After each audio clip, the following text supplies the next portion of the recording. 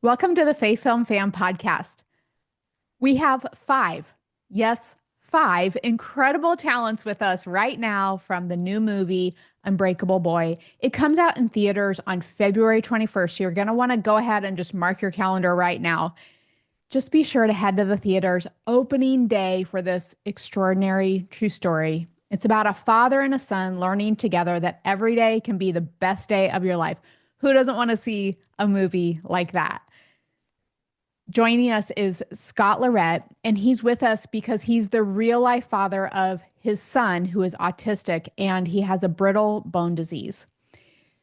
We also have Kevin Downs and Peter Facinelli. They both produced this film about Scott's growing faith and Austin's incredible spirit. We even have Jacob Laval, who plays Austin. He's an incredible young actor. And then to top it off, we have the widely accomplished Zachary Levi. He's known for American Underdog, Shazam, Tangled, and much more. Kingdom Story Company brings you this beautiful film. It's filled with love and hope, and it's the same team that's behind Jesus Revolution, the best Christmas pageant ever. It's definitely a film you want to take your entire family and all of your loved ones to for a joy-filled time at the theaters. I hope you enjoy this interview. Welcome to our podcast. Kevin, let's get started with you. I'd love to know, just share with us what Unbreakable Boy is all about. Well, Unbreakable Boy is about this guy. So, as Scott LeRette and his family, it's a story about just this unquenchable human spirit coming together as a family. It's a story of unity. It's a story of bravery. It's a story of overcoming obstacles when they just seem insurmountable. At the end of the day, you know what this is? Actually, it's a love story. Might not be a traditional love story in its sense, although it is. But it's a love story in so many ways because of the relationships that are involved. You see these humans that are selflessly in love with each other, but they have these obstacles to overcome, and they're not sure how to overcome them. So I'm very proud of the film. So good. I love that. I love that it's based on a true story. How was this story even found? It's a crazy story. My brother-in-law owns a pharmacy in New York, and Scott walked into the store and was talking to him about this book that he wrote. And my brother-in-law called me and said, hey, this guy walked into my store. He wrote a book. You should make it into a movie. And I thought, okay, because you get that all the time. And right. He said, oh, he's coming to LA, and I told him you had lunch with him. And I was kind of annoyed actually, because I was like, really? So I read the book, and it hit me that it was such a beautiful story of love and resilience and hope and faith. And I'm a father, and the struggles of being a father, but also so beautiful that the message of like you can learn from your son sometimes more than you can even teach him, you know. And I have a son now who's 2, and I learn from him all the time. My kids always teach me something. It's a give and take. And so all of these beautiful themes of authenticity and of being in the moment. And I thought, this is really good. And then I was like, how do I do this? How do I shepherd this into a movie? And I took it went through a lot of paths.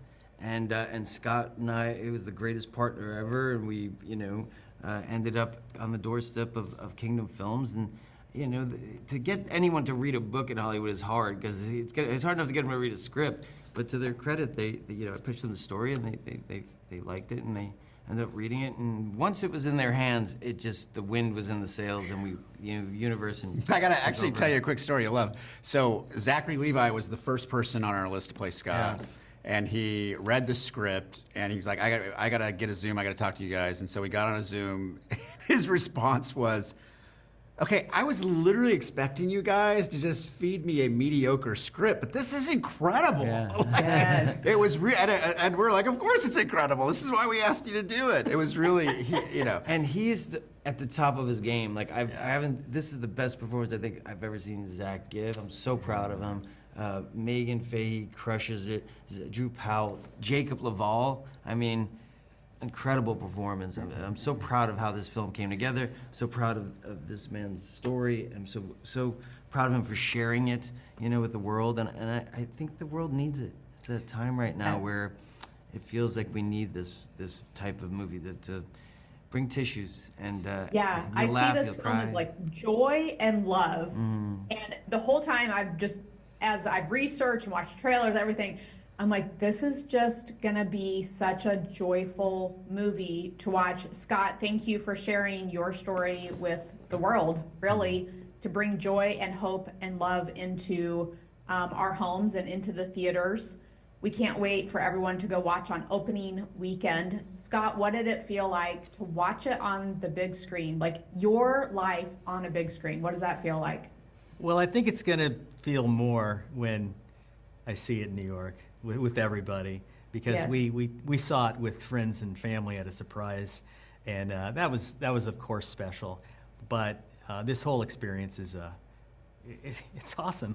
I don't want to be over, and I think Peter and I may have some more things down the road too in the future. But I'd be remiss if I didn't mention, because nobody's talked about it. Number one, the love story. Kevin mentioned it. That's such, alongside faith, is an aspect that I hope people see. But also, secondly, got to give a little more love to Drew Powell, because it's my understanding that his character was almost cut. Really? I thought that, I think John had mentioned that some folks at Lionsgate were trying to trim some things. And anyway, I think maybe before the movie, Okay. in the script, because they didn't understand it. But then, Right. In the script but version of then Drew gives this performance. We're like, oh it yeah, ties so much together. I get that guy. I totally get that guy. In fact, I don't have that guy, but I want that guy. Well, thank you ties so everything. much.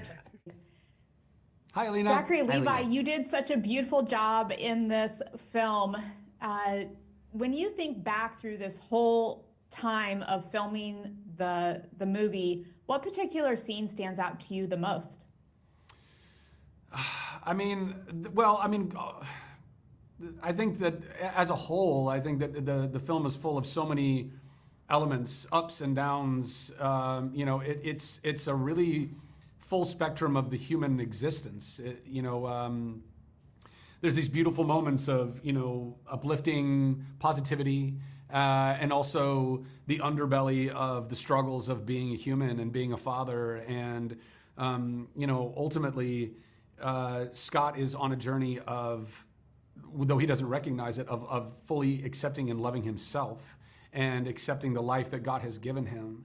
And he's fighting it, and he's fighting it, and he's fighting it, and God is using every ounce of that to, ultimately bring him to his knees and say, hey, life is not what you expect it to be. Life is what I am bringing to you so that you can learn and you can grow and you can become a better version of yourself.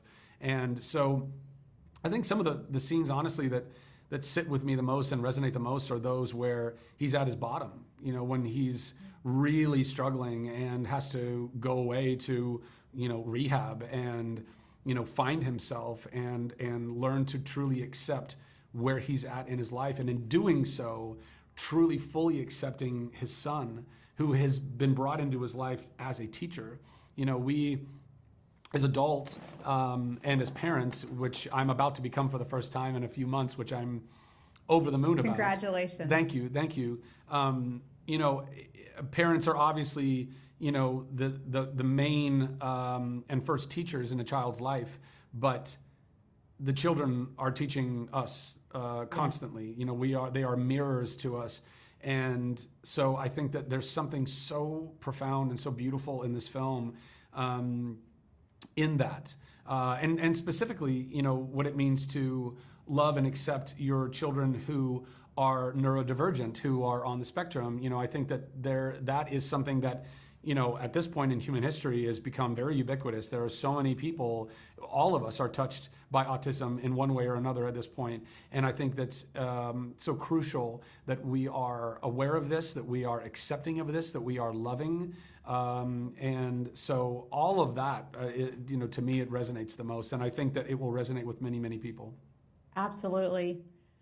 Jacob, you did such a fabulous job in this movie. It was so good. What were some of your favorite scenes? Because you guys had a lot of fun in this movie. What were some of your favorite scenes? We had a lot of fun. My favorites were definitely the flying scene. They brought us into like a green screen room at some point, and we got to like pretend to fly, which was really fun. There's also the camping scene. I really enjoyed that. we all went out and we did a bunch of scenes where we were doing different camping activities. I live over in New York, so I don't get to camp much, obviously. And so I had a lot of fun doing that. I'd never done it before, and it was a great experience. I really bonded with everyone. I bonded with Zach. I bonded with Peter. I bonded with Gavin. It was really fun. I had a great time. Did such a great job. Zachary, when everyone leaves the film, the theaters, what do you hope they take away from this? Hope. Hope. You know, loving oneself, loving each other. I think it's, you know, not to sound too kumbaya or woo-woo, but I mean, it is the lesson. It is the most important lesson, particularly now where we're at in the world, and where we've always been, I think, unfortunately, in a world that is, you know, has been struggling since the beginning of time of understanding what it means to fully love oneself and love each other. And I think this film is just, you know, ripe with these lessons and what it means to really surrender to the greater plans that God has for our lives. So good. Thank you. We're praying for the impact of this film to impact God's kingdom. Thank you for submitting to just doing such an important movie Thank you. for the kingdom. Thank you. you. Appreciate Thank you. you.